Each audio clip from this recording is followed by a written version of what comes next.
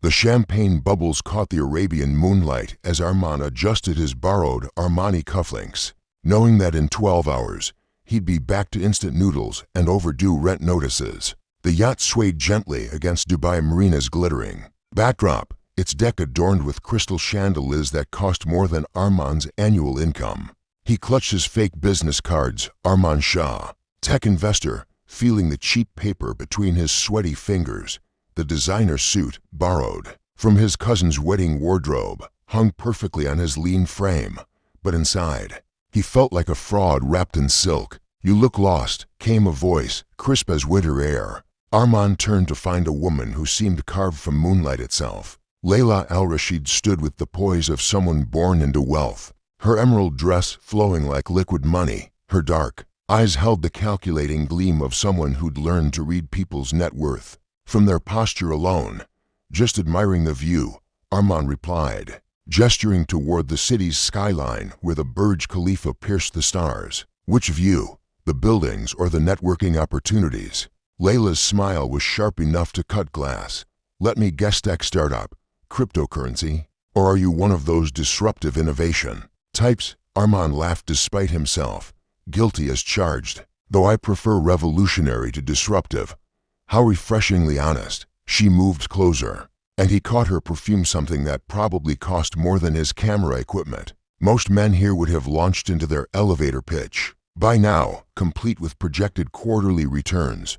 For the next hour, they danced around each other with words. Layla spoke of her family's real estate empire with the casual boredom of inherited wealth, while Armand spun tales of his portfolio, companies and venture capital connections. Yet beneath the performance, something genuine flickered between them. "You're different from the others," Layla said as they stood at the yacht's edge, Dubai's lights reflecting in the dark water below. "How so?" "You actually listen when I speak. Most men here just wait for their turn to talk about themselves." She paused, studying his face. "Plus, you're the first person tonight who hasn't mentioned their Lamborghini." Armand's heart hammered. "Maybe I'm just modest, or maybe you're broke," she said lightly. But her eyes were serious. The moment stretched between them like a tightrope. Armand could confess everything: his tiny studio apartment in Dara, his second-hand camera gear, his dreams that felt too big for his empty wallet. Instead, he smiled and said, "Maybe I just prefer experiences over possessions." How wonderfully philosophical. Layla's laugh was like wind chimes in a gentle breeze. "I'd like to test that theory." As the party wound down, she pressed her business card into his palm. The paper was thick, expensive, embossed with gold lettering. "Call me," she said. "I'm curious to see what other surprises you're hiding." Watching her disappear into the crowd of Dubai's elite, Armand realized he'd just walked into the most beautiful trap of his life. The lie that started as desperation had become something else entirely: a chance at a world he'd only photographed from the outside. His phone buzzed with a text from his landlord about overdue rent. Reality crashed back like a cold wave, but Layla's card remained warm in his pocket, a promise of tomorrow's possibilities. That night, alone in his cramped apartment, Armand stared at his reflection in the cracked bathroom mirror. The borrowed suit hung on a plastic hanger, and without it, he looked like what he was: a dreamer living on hope and instant coffee. But her words echoed in his mind. "You actually listen when I speak." Maybe, just maybe, being himself was worth more than all the lies he could tell.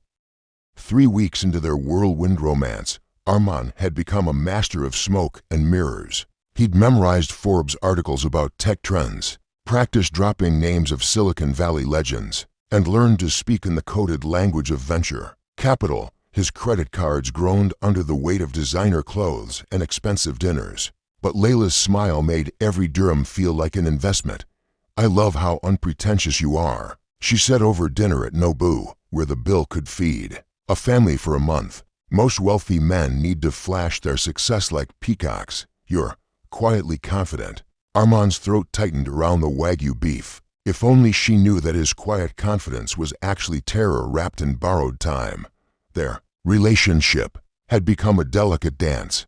Layla would mention her family's latest property acquisition, a hotel in London, a shopping complex in Singapore, and Armand would nod knowingly. while calculating how many photos he'd need to sell to afford next month's rent. She spoke of board meetings and investment portfolios while he mentally rehearsed stories about his fictional tech empire. The deeper he fell into her world, the more real his feelings became. Layla wasn't just the ice queen she appeared to be. At that first party, behind closed doors, she was vulnerable, funny, and surprisingly insecure despite her privileged upbringing. "Sometimes I wonder if people would like me if I wasn't Rashid al-Rashid's daughter," she confessed one evening as they walked along Jumeirah Beach. The Persian Gulf stretched endlessly before them, dark and mysterious under the star-studded sky. "I fell for you before I knew your last name," Arman said. And it was perhaps the only completely honest thing he'd told her. "Really?" Her voice was small, hopeful. "Really?" He pulled her closer, breathing in her familiar perfume. "You're brilliant, sharp, and you see through everyone's bullshit." The irony wasn't lost on him, but the pressure was mounting.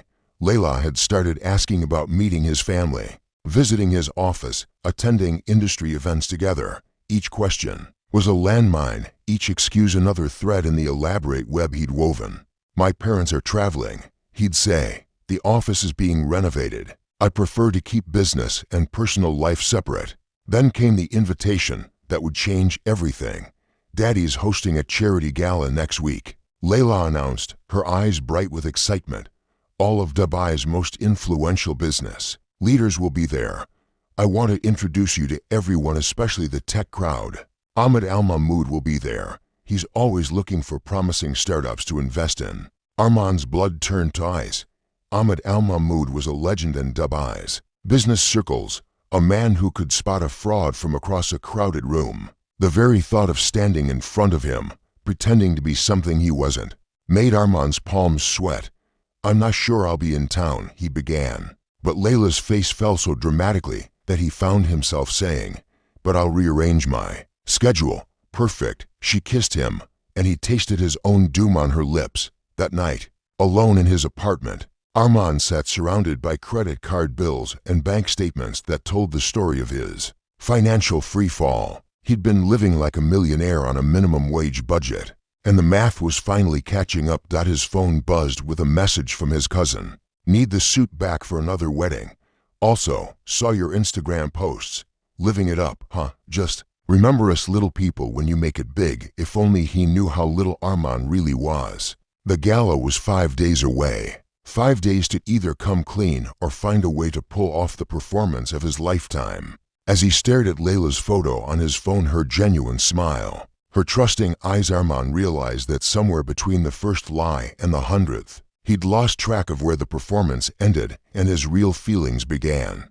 The question wasn't whether he could fool Dubai's elite for one night. The question was whether he could look at himself in the mirror afterward, knowing he'd betrayed the one person who'd made him feel worthy of love. The charity gala at the Atlantis was a monument to excess. Crystal cascades, gold-leafed everything, and enough diamonds to blind a satellite. Arman stood in his rented tuxedo, watching Dubai's elite glide across the marble floors like sharks. In formal wear, his heart hammered against his ribs as Layla appeared beside him, radiant in a gown that probably cost more than his childhood home. "Ready to meet everyone?" she asked, slipping her arm through his.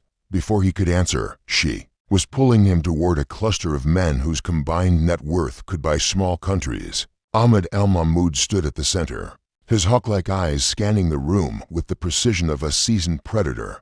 "Ahmed, uncle, I'd like you to meet Arman Shah," Layla said with pride that made Arman's stomach churn. "He's the tech investor I've been telling you about." Al-Mahmoud's handshake was firm, his gaze penetrating. "Arman Shah," he repeated slowly. "Which firm are you with again?"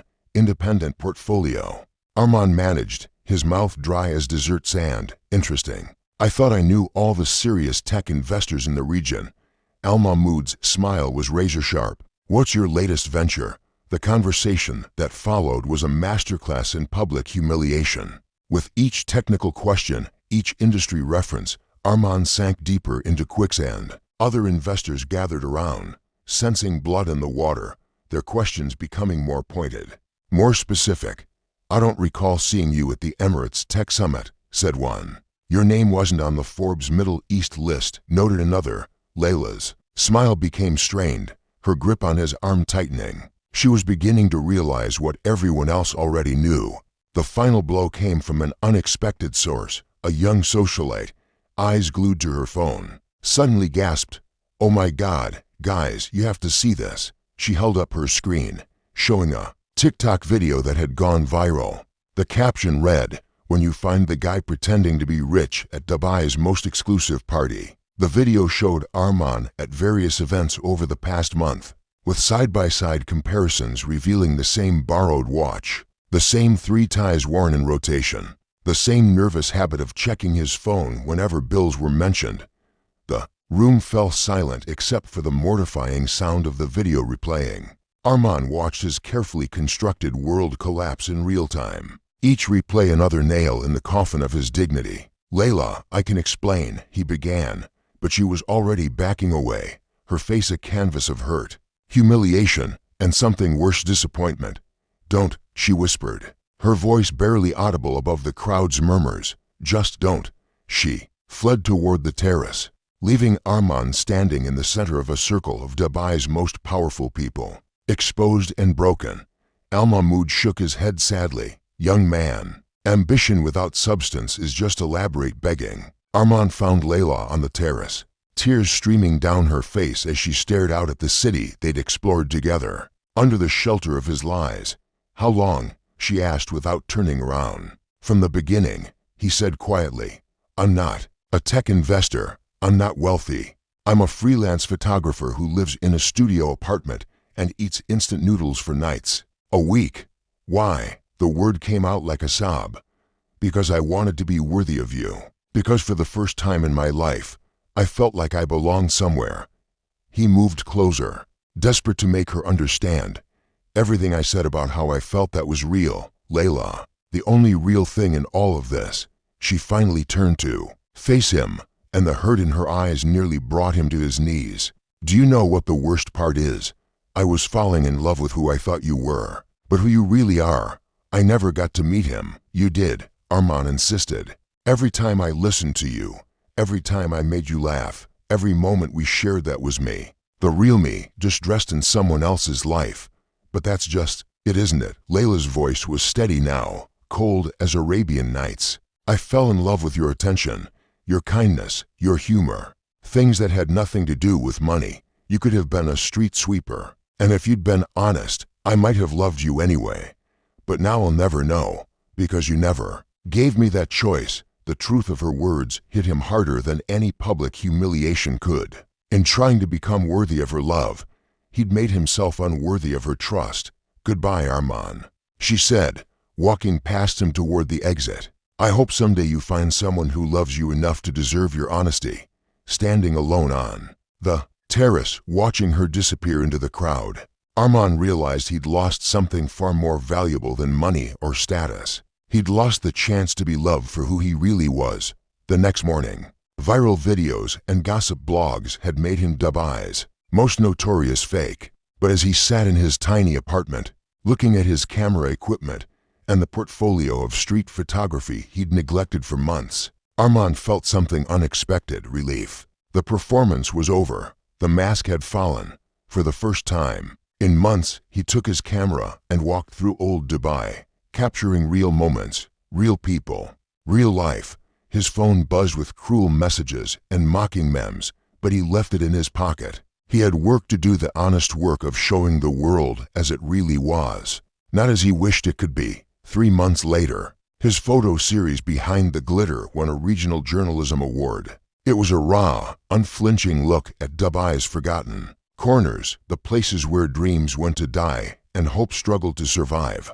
The prize money wasn't much, but it was earned honestly. As he stood on stage accepting his award, Arman caught sight of Layla in the audience. She was there with someone new, a quiet, bookish man who looked at her like she hung the stars. When their eyes met across the crowded auditorium, she gave him the smallest nod.